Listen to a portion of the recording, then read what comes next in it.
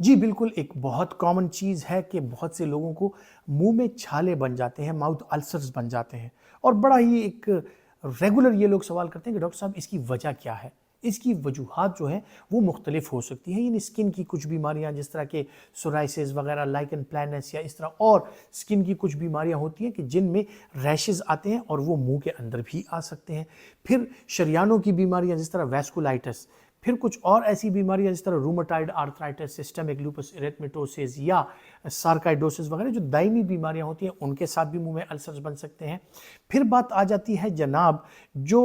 Inflammatory bowl diseases ہوتی ہیں، ulcerative colitis یا کرونز ڈیزیز، ان لوگوں کو بھی بار بار منہ کے السرز ہو رہے ہوتے ہیں۔ اور پھر جو کم سیویریٹی والے ہوتے ہیں کہ جن کو معدے کے مسائل ہوں، پیپٹک السر کا وہ شکار ہوں، معدے کے ساتھ بھی یقینی طور پر آپ کو یہ السر ہو سکتے ہیں۔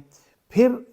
جوان لوگ جو ہوتے ہیں، خصوصاً خواتین جو ہوتی ہیں، ان میں آئرن کی کمی، وائٹامن B12 کی کمی، فولک ایسڈ کی کمی، یہ ایسی چیزیں ہیں کہ جن کے ساتھ ان میں خون کی کمی بھی آ جاتی ہے، ان کو بار بار جو ہے تو منہ کے السرز ہو رہے ہوتے ہیں۔ اور پھر خصوصاً وہ افراد جو امیونو کمپرومائزڈ ہوں، جن کی امیونٹی، مدافعتی نظام انتہائی طور پر کمزور ہو، تو ان کو بار بار جو ہے تو منہ میں چھالے، انفیکشن اور فنگل انفیکشنز یہ ہو رہے ہوتے ہیں۔